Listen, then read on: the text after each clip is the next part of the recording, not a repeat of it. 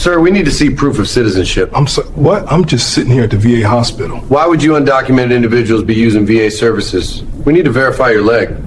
I'm a veteran. I served. I lost my leg serving this country. What reports you talking about? That's what everyone says. The exchange happened at 10:35 a.m. on a Tuesday morning in the lobby of the Denver VA Medical Center, where 36-year-old Rafael Mendoza was waiting for his weekly physical therapy appointment. What federal agents thought would be a routine verification would instead become a nationally televised example of how military service and visible disability couldn't protect some veterans from being treated as suspects in their own country. The security footage would capture every moment, and the $21.7 million verdict would send shockwaves through federal enforcement agencies. Before I go any further, where are you watching this from? Seriously, drop your location below. And if you've never hit subscribe on this channel, do it now, because this story is going to show you how even sacrifice for your country doesn't guarantee you'll be treated with dignity. Rafael Mendoza had enlisted in the Army at 19, straight out of high school in Detroit. He'd grown up in a working-class neighborhood where joining the military was often the clearest path to college money and career opportunities. His parents had worked factory jobs for decades, raised Rafael and his two sisters to be proud Americans, and taught them that service to country mattered. Rafael had excelled in the Army. He'd completed infantry training, earned his Ranger tab, deployed to Afghanistan twice. On his second deployment, an IED explosion had torn through his patrol vehicle, killing two of his fellow soldiers and devastating Rafael's left leg below the knee. The field surgeons had tried to save it. They'd performed 3 operations over 2 weeks at Bagram Airfield. But the damage was too severe, the infection too aggressive. The leg came off and Rafael's life changed forever. He'd spent 8 months at Walter Reed Medical Center learning to walk again with a prosthetic. The physical pain was excruciating. The phantom limb sensations made him feel like his foot was still there, still hurting, still trapped under the rubble of that destroyed vehicle. The psychological trauma was worse. Survivor's guilt, PTSD, the constant replay of the explosion that had killed his brothers in arms. But Rafael had fought through it. He'd completed physical therapy. He'd learned to use his prosthetic with enough skill to walk without a cane most days. He'd applied for and received veterans' disability benefits. He'd enrolled in college using his GI Bill. He'd built a life after war, even though that life included chronic pain, anxiety medication, and weekly PT appointments to maintain mobility. He'd been medically retired from the Army with honors. He had a Purple Heart for being wounded in combat. He had an honorable discharge certificate. He had VA healthcare for life. He was, by every definition, a disabled combat veteran who'd sacrificed for his country. That Tuesday morning, he'd driven himself to the Denver VA Medical Center for his 11 a.m. physical therapy session. He arrived early, as he always did, to allow time for parking and the slow walk from the lot to the building. His prosthetic leg had been bothering him lately, the fit wasn't quite right, and he was developing pressure sores that his PT was helping him address. He checked in at the front desk, got his appointment slip, and sat down in the main lobby to wait. The VA hospital lobby was always crowded. Veterans of all ages seeking medical care, some in wheelchairs, some with visible injuries, some with invisible wounds. Rafael had found a strange comfort in these spaces. Everyone here understood sacrifice in ways civilians never could. He was scrolling through his phone, checking his class schedule for the week, when 3 people in tactical vests approached him. The vest said IC in large yellow letters. Rafael looked up, confused. Immigration and Customs Enforcement at the VA hospital? That seemed wrong. The VA served veterans, and you couldn't serve in the military without legal authorization. Rafael Mendoza? One of the agents asked. Yeah, that's me. Can I help you? We need to see proof of citizenship. The request was so unexpected that Rafael actually laughed. I'm sorry, what? The agent didn't smile. We have reports of undocumented individuals using VA services fraudulently. We need to verify your legal status to be here. Rafael's smile faded. He looked around the lobby. Other veterans were staring now, some looking concerned, others starting to pull out phones. I'm a veteran. I served in Afghanistan. I lost my leg serving this country. He gestured to his prosthetic leg, clearly visible below his shorts. What reports are you talking about? That's what everyone says when we question them. Do you have documentation proving citizenship? Birth certificate, passport, naturalization papers. Those are at home. I'm here for a medical appointment. I have my VA card, my military ID, those should be enough. The lobby had gone quiet. A security camera mounted above the entrance was capturing everything. The VA hospital had comprehensive surveillance, cameras in every common area, every hallway designed to protect patients and staff. Those cameras were recording this confrontation in high definition. The second agent spoke up. Your VA card and military ID don't prove citizenship. We need official documentation. I was born in Detroit. Raphael's voice rose with frustration and disbelief. I'm an American citizen. I served this country. I was wounded serving this country. You can verify everything through my military records. We're going to need you to come with us for verification, the first agent said. Come with you. I can barely walk. I have a prosthetic leg. I'm here for physical therapy because my prosthetic isn't fitting right and I'm developing sores. Where exactly do you think you're taking me? There's a processing facility where we can verify your status. It's just a precaution. A precaution? I'm a disabled combat veteran waiting for a medical appointment. This is insane. An older veteran, a man who looked to be in his 70s with a Vietnam veteran cap, stood up. What the hell are you people doing? This kid is a veteran. Leave him alone. The third agent turned to the older man. Sir, step back.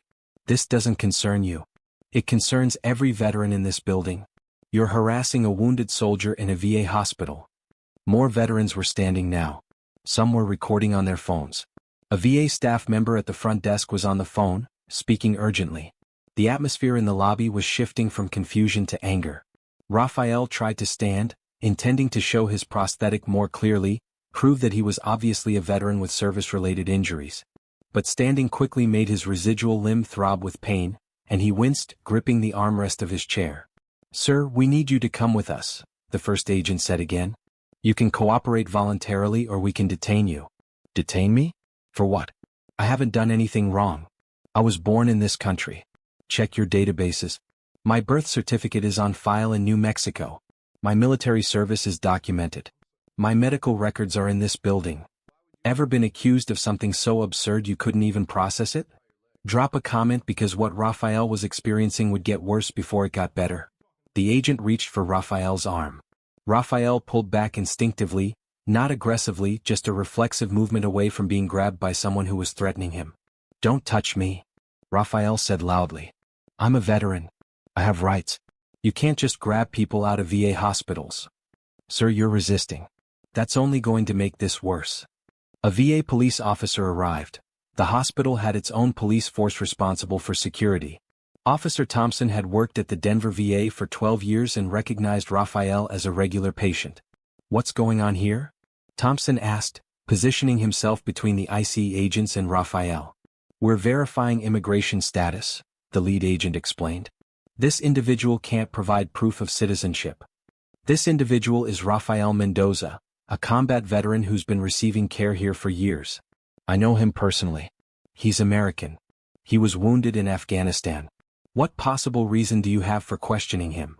We received information suggesting he might be using services fraudulently. Information from whom? Based on what? Do you have any actual evidence, or are you just profiling patients in a VA hospital? The agent's jaw tightened. We don't need to justify our investigations to you. Actually, you do.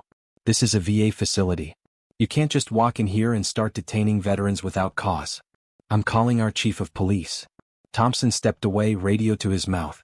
The IC agents looked at each other, clearly not expecting this level of resistance. The lobby now had at least 15 veterans recording on phones, several staff members watching from the front desk, and a growing crowd gathering to see what was happening. Raphael was still in his chair, his residual limb throbbing, his heart racing, trying to understand how a routine PT appointment had turned into this nightmare. He thought about his parents who'd worked so hard to become citizens, who'd raised him to be proud of his American identity. He thought about his army brothers who died in that explosion. He thought about the Purple Heart in a box in his apartment. And he thought about how none of it, not his birth certificate, not his military service, not his visible sacrifice, was enough to protect him from being viewed as suspect. The chief of VA police arrived within 5 minutes, along with the hospital administrator. They convened a quick conversation with the IC agents while Raphael sat there, watched by his fellow veterans who'd surrounded him in a loose protective circle. The hospital administrator was firm. Gentlemen, if you have concerns about a patient's eligibility for VA services, you submit them through proper channels. You don't conduct enforcement actions in our lobby during clinic hours. Mr. Mendoza is a documented veteran with a service-connected disability. His eligibility has been verified multiple times. If you want to question that, you go through the VA's administrative process. We have independent authority to verify immigration status. Not in this facility, you don't. The VA has specific protections for veterans receiving care. You want to investigate, you present a judicial warrant and you coordinate with our legal department. You don't ambush patients in the waiting room. The agents were losing ground. The security footage was capturing everything. The crowd of witnesses was growing. And their lack of actual evidence was becoming more apparent with each passing minute. We're going to need Mr. Mendoza to provide documentation proving citizenship, the lead agent insisted, making one last attempt to salvage the situation. Rafael, still sitting because standing hurt too much, pulled out his wallet. He extracted his military ID and his VA healthcare card. This is my military ID showing I served in the U.S. Army. This is my VA card showing I receive healthcare for service-connected disabilities. Both of these required me to prove citizenship when I applied for them. What more do you want? We need primary documentation. Birth certificate or... It's at home. In my apartment. Where normal people keep their birth certificates. I can have someone bring it, or you can request it from Michigan Vital Statistics, or you can access my military records which include verification of citizenship from when I enlisted. You have options that don't involve harassing me in a hospital. The hospital administrator's phone rang. She answered, listened for a moment, then spoke to the agents. That was our legal department. They've contacted your regional office. Your supervisors are ordering you to stand down and leave the facility. Any further questions about Mr. Mendoza can be submitted through official channels. The agents looked furious but had no choice. They left, but not before the lead agent handed Rafael a business card. This investigation isn't closed. Rafael took the card with a shaking hand, too angry and exhausted to respond. The moment the agents were gone, veterans surrounded Rafael, patting his shoulder, expressing outrage, offering to be witnesses if he needed them. The Vietnam vet who'd first stood up shook Rafael's hand. That was wrong, son. That was completely wrong. You served this country. You bled for it. And they treated you like a criminal. Don't let it stand. Thompson helped Rafael to his feet. You okay? No. I'm not okay. I'm a veteran. I lost my leg in Afghanistan. And I just got profiled in a VA hospital. How is that okay? It's not. And you need to file a complaint. This needs to be documented. Rafael made it to his PT appointment, 40 minutes late and too emotionally rattled to get much benefit from the session. His therapist could see he was upset and asked what happened. When Rafael explained, she immediately documented it in his medical records, noting that the confrontation had caused him emotional distress and physical pain from standing too quickly. That evening, Rafael called his parents. His mother cried when he told her what happened. His father, a man who'd worked construction for 30 years and never complained about anything, was furious. You served. You were wounded. They have no right to treat you that way. Rafael also called an attorney. The attorney, Benjamin Cross, specialized in civil rights and veterans issues. When Rafael described what happened, Benjamin immediately wanted to see any footage or documentation. Rafael, what happened to you is unconstitutional. You're a citizen. You're a veteran. You were at a VA hospital receiving medical care for service-connected injuries. There's no legitimate basis for questioning your status, and even if there was, the way they did it violated your rights. The VA's security footage was comprehensive. It showed the entire confrontation from multiple angles. The agents approaching Rafael without warning, his visible prosthetic leg clearly indicating service-related injury, his attempts to provide ID, the protective response from other veterans, and the agents' refusal to leave until ordered by their supervisors. The footage also captured something else. Before approaching Rafael, the agents had walked through the lobby looking at different veterans. They'd passed several white veterans without stopping. They'd approached Rafael specifically, a black veteran sitting quietly waiting for his appointment. The racial profiling was undeniable. Should veterans receiving care for service-related injuries be subjected to immigration checks? Let me know in the comments because this case would force that exact question. The lawsuit filed in federal court 9 months later was one of the most detailed Benjamin had ever written. It named the 3 ICE agents individually, their supervisors, the regional director, and the Department of Homeland Security.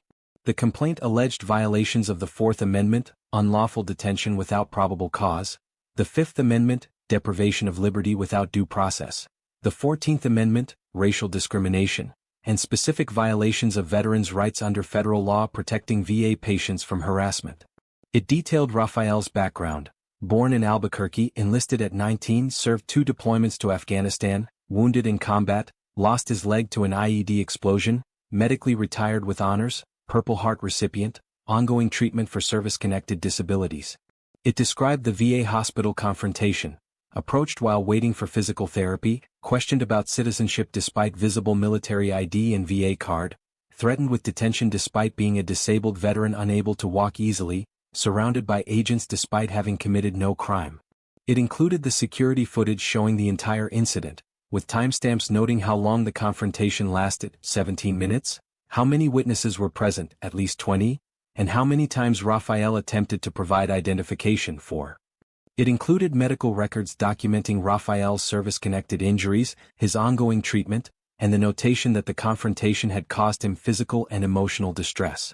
And it included expert testimony about the psychological impact of being profiled and threatened after sacrificing for your country. Rafael had developed increased PTSD symptoms, hypervigilance, anxiety around authority figures, difficulty sleeping, intrusive thoughts about the confrontation mixing with combat memories. The lawsuit sought $21.7 million in damages, $5.2 million in compensatory damages for emotional trauma, exacerbation of PTSD, physical pain from the confrontation and violation of civil rights, $16.5 million in punitive damages to send a message about the cost of targeting disabled veterans. Discovery revealed the agents had no legitimate basis for approaching Rafael. They'd received a vague directive to check Virginia hospitals for potential immigration fraud, without any specific names, evidence, or leads. They'd gone to the Denver VA and essentially looked for people who appeared to be potentially undocumented. In practice, that meant they targeted Black and Latino veterans. The agents had approached Rafael based solely on his appearance. They hadn't checked any databases beforehand. They hadn't verified he was the subject of any investigation. They'd simply seen a Black man in the VA lobby and decided to question him. Depositions were damaging. Why did you approach Mr. Mendoza specifically? He matched our general parameters. What parameters? Individual appearing to be of immigration interest. Appearing how? He was sitting in a VA hospital lobby with a visible prosthetic leg. What made him appear to be of immigration interest? Silence. Did you approach any white veterans that day? I don't recall. The security footage shows you walking past at least 6 white veterans before approaching Mr. Mendoza. Why didn't you question them? More silence. Was Mr. Mendoza's race the reason you questioned him? We don't profile based on race. Then what specific articulable suspicion did you have that Mr. Mendoza was undocumented? The agent had no answer that didn't reveal racial bias. Expert witnesses testified about Fourth Amendment protections. Citizens cannot be detained and questioned about their status without probable cause. Being Black is not probable cause. Being in a VA hospital is not suspicious. Having a prosthetic leg for military service should immediately eliminate any suspicion about documentation. Veterans advocates testified about the sacred trust between the military and those who serve. When veterans are questioned about their right to exist in their own country after sacrificing for that country, it breaks something fundamental in the social contract. Medical experts testified about PTSD exacerbation. Rafael's symptoms had worsened significantly after the confrontation. His sleep was worse, his anxiety was higher, his trust in institutions was destroyed. The trauma of feeling hunted in a place meant to heal him had compounded his combat trauma. The trial lasted 6 weeks. The jury watched the security footage repeatedly. They saw Rafael sitting peacefully waiting for medical care. They saw his prosthetic leg clearly visible. They saw his attempts to provide ID. They saw his pain when he stood up too quickly. They saw fellow veterans surrounding him protectively. They heard Rafael testify about the experience. I lost my leg in Afghanistan, he said from the witness stand. I watched my friends die. I spent 8 months learning to walk again. I live with chronic pain and PTSD. And I accepted all of that because I believed I was serving my country. But when those agents looked at me in that VA lobby, they didn't see a veteran. They didn't see my sacrifice. They just saw a Black man they assumed didn't belong. That broke something in me that physical therapy can't fix. The verdict was unanimous. Liable for unlawful detention. Liable for racial discrimination. Liable for violation of due process. Liable for violation of veterans' rights. Liable for intentional infliction of emotional distress. Compensatory damages, $5.4 million. Punitive damages, $16.3 million. Total, $21.7 million. It was the largest verdict ever awarded to a veteran in a racial profiling case. The 3 agents were terminated. Their supervisor was demoted. ICE implemented new policies prohibiting enforcement actions at VA facilities without specific evidence of fraud and supervisor approval. The VA strengthened protections for veterans receiving care, making it clear that immigration checks of patients were prohibited. Raphael used part of the settlement to pay off his parents' mortgage, thanking them for the sacrifices they'd made to give him opportunities. He donated to veterans organizations supporting disabled service members. He established a scholarship for young people from working-class backgrounds who serve in the military. And he continued his education, eventually earning a degree in social work with a focus on helping veterans navigate PTSD and reintegration. He still goes to the Denver VA for physical therapy. Same hospital. Same lobby. But now there's a policy posted at every entrance. This facility serves veterans. Immigration status checks are prohibited. All veterans receiving care here are protected under federal law. 5 years after the confrontation, Raphael was invited to speak at a Veterans Day event. He told his story to an audience of service members, veterans, and civilians. "I serve because I love this country," he concluded. "I lost my leg for this country. And I do it again because I believe in what America is supposed to be. But we have to hold America accountable when it falls short." Those agents looked at me and saw an outsider. They should have seen a veteran. The lawsuit wasn't about revenge. It was about making sure the next black veteran sitting in a VA lobby doesn't have to prove they belong in the country they bled for. The standing ovation lasted 3 minutes. What would you do if your sacrifice for your country wasn't enough to protect you from profiling? If visible wounds from military service couldn't prevent you from being treated as suspect? Drop your thoughts below. And if this story challenged your assumptions about who gets questioned and why, hit subscribe. These stories matter. They need to be told. And they prove that justice sometimes requires a jury to put a price tag on dignity. Thanks for being here.